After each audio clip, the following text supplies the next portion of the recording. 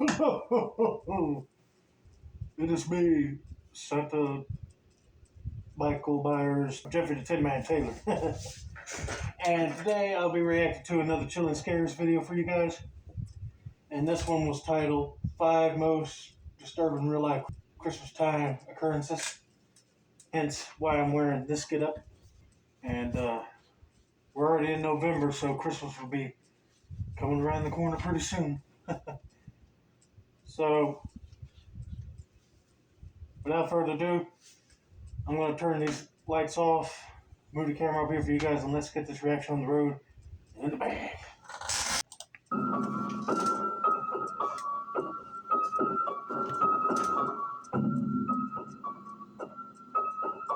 On the night of December 18th, 2006, a family of 5, 2 parents and 3 daughters from Augusta, Georgia would stop at a convenience store in South Carolina during a road trip. Right. The stop was meant to be quick, and so the parents would leave their daughters in the parked car just outside the building while they went inside. While this was taking place, John Barton, a 55-year-old man dressed as Santa Claus and driving a motorcycle with an attached sidecar, had pulled in to fill up with gas. Noticing the 3 children alone in the parked car, the man dressed as Santa would give them a hand signal to come over to him. The oldest of the girls, who was only 8 years old, would unlock the car from the inside and walk over to the man who she believed was Santa Claus. Her 2 younger sisters would not be far behind. John Barton explained to the girls how he wanted to show them his stuffed reindeer in his attached sidecar.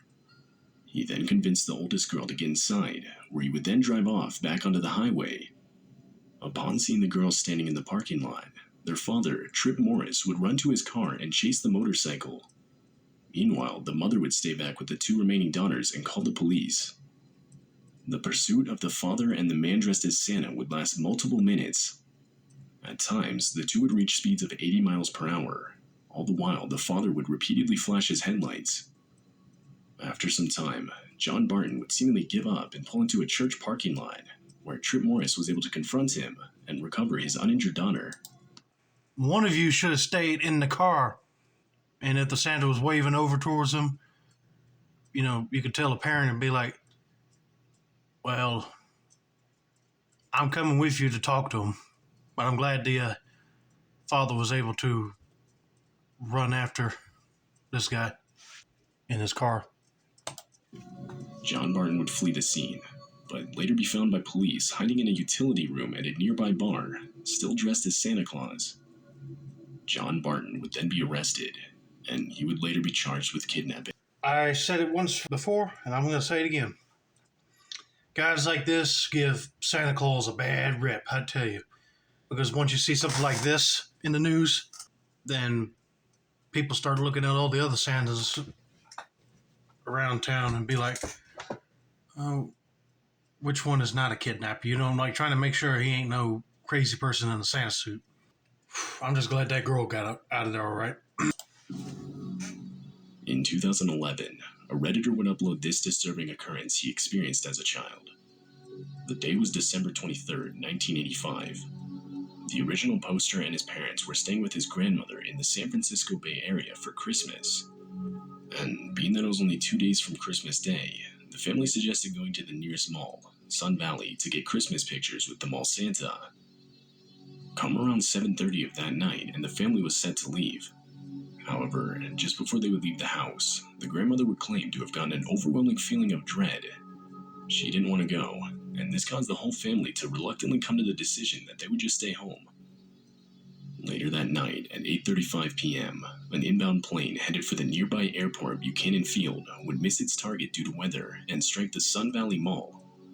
The plane shot clean through the Macy's department store, bursting into flames and leaving a 50-foot-long hole in the roof. Wreckage and debris were scattered all across the rooftop and into the mall below. A mall that contained thousands of last-minute Christmas shoppers, as well as children and their parents waiting in line to see the mall's Santa. The same line that the Redditor and his family had planned to be in. At the time of the crash, no one knew exactly what had just happened. Some thought an explosive was detonated. Others thought it was an earthquake. The scene was one of absolute chaos. The building was filled with smoke and soot. Those who weren't injured were desperately using the water from the mall's fountain and ice from refrigerators to treat burns of the injured. Unfortunately, the three aboard the plane were instantly killed upon impact. Mm. On the ground, a total of 79 people would be injured, and sadly, 4 would lose their lives.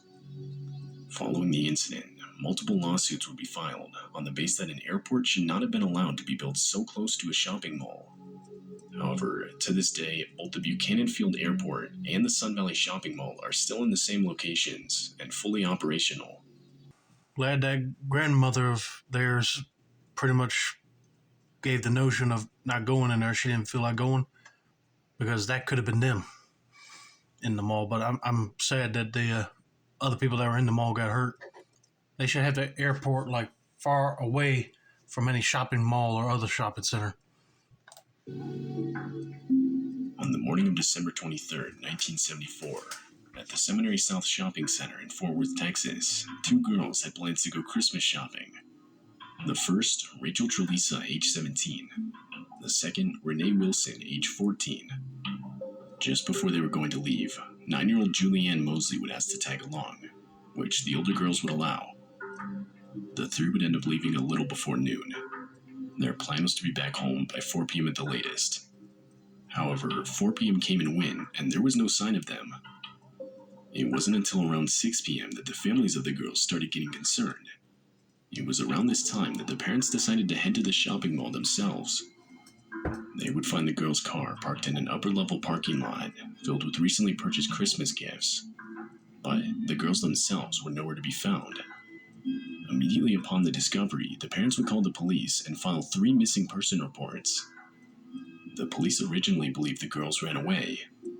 Exactly 1 day after their disappearance, Rachel's family would receive a letter that read, "I know I'm going to catch it, but we just had to get away. We're going to Houston. See you in about a week. The car is in the Sears upper lot. Love, Rachel." However, the families of the girls were not convinced. For one, the families all claimed that none of the girls had shown any signs of wanting to run away leading up to the disappearance. And 2, the letter supposedly written by Rachel had originally misspelled the word Rachel. It was first written with an E, but then written over with an L, the correct way to spell it. Rachel's family finds it highly unlikely that Rachel would misspell her own name.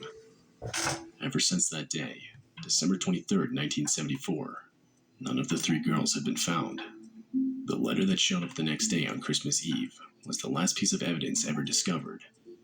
Therefore, it's unclear what happened to the 3 girls. The case has been dubbed the Fort Worth Missing Trio. Here's my theory. They got done Christmas shopping. They put all the presents in the car. And just about ready to leave, somebody walks up over to them with either a gun or something, telling them that you're coming with me or else. And then when they leave, the guy writes a fake letter to her parents, but her parents know that they wouldn't leave like that. So this guy pretty much kidnapped them, clear as day. And I'm surprised if the mall back then had any security cameras or anything, they could have seen who it was that took them. Now, I suppose if one of the girls had a boyfriend that went with him, then he probably would have been able to protect them. But I would hate to hear on the news that they found them years later, but they're dead, you know. That'd be a gut-wrenching story to hear about. In the early morning of December 9, 2009, a 12-year-old kid in Parma, Ohio had been making her way to school. The route was one she walked every morning without incident. However, this morning in particular would be different. As she was walking up to an intersection, a man dressed in a pretty convincing Santa Claus costume would reveal himself from a set of nearby bushes. The man's costume was complete with boots, a belt, a hat, a white beard, and of course the red suit itself. The man would attempt to lure the kid towards him, but startled by the man, she would avoid him, and without saying anything, continued walking right past him. This would cause the man to step out of the bushes and follow the girl. The man would then attempt to grab the girl on multiple occasions, but after much resistance, he was unsuccessful and would flee the scene on a public bus. The girl would then enter a nearby store and explain to the owner what had just taken place. The police would immediately be called. The man dressed as Santa, later identified to be a man named Anthony Russo, would would be found and arrested carrying a sack and a large box of candy canes. Anthony, along with his suit, would be taken directly to the Parma Police Department. Another sicko dressed as Santa Claus think that they can lure children in with their jolly demeanor, pretty much, and then hand them goodies, and then they probably kidnap them. Glad that girl was smart enough to, avoid them, because if I was a little kid and I saw that, I'd be like, why would Santa be hiding in the bush? That'd be red flag number one right there. And then if he's coming lunging at you, that's red flag number two. Go. That ain't the real Santa. Patty Vaughn was a 32-year-old from San Antonio, Texas. She was a wife to a man named Jerry Vaughn and had 3 children. Relatively speaking, her life was pretty average. However, this would all change on Christmas Day of 1996. On this day, Patty would randomly disappear out of nowhere, leaving behind her whole family. But by looking into the case further, the disappearance starts to look less and less random. In the months leading up to her disappearance, Patty and Jerry Vaughn would begin a 6-month trial separation as their marriage was beginning to fall apart. During this time, Jerry would move into his own apartment nearby. Despite this, the two would decide to spend Christmas Day together with their 3 kids. However, Jerry would later state that by 6:30 p.m. that night, the two would break out in a huge argument. And this would later be confirmed, as one of Patty's sisters who lived out of state would call her to wish her Merry Christmas, but be met with a crying and distraught Patty. Following the argument, Jerry would report Patty to have stormed out of the house and into her minivan, which she would drive off in. This would be the last time Patty Vaughn would ever be seen again. The next day, on December 26th, after not being able to reach her, one of Patty's cousins filed a missing person report with the local sheriff's office. And on that same day, Patty's minivan would be found abandoned on the side of the highway with a flat tire. Disturbingly, inside the van were small traces of blood. This blood would later be confirmed to belong to Patty. The carpets inside the van had been heavily cleaned with shampoo. Patty, along with her keys and purse, would never be recovered in the investigation. The number one suspect in the case was of course Patty's husband, Jerry. Although Jerry would profusely state that he had nothing to do with the disappearance, and not enough evidence was ever found to say otherwise.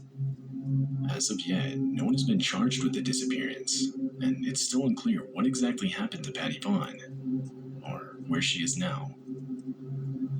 I call BS on that. If her husband won't, argue with her that night, she wouldn't have left. But I would have think that when she left, he followed her and killed her, and then he brought some shampoo and just started cleaning up the evidence. That's my theory, but hey, if it wasn't him, there's a sicko out there that hasn't been caught that needs to be caught now. Because you never know, he could have done this to someone else. I hope this case does get solved. But anyway, that's going to be it for now. Don't forget to like, subscribe, turn on those post notifications for more Chilling Scares content like this. This has been another successful installment of the Tin Man's Corner channel. I'm your host, Jeffrey Tin Man Taylor, and I say that's a wrap, and Merry Christmas to all of you early.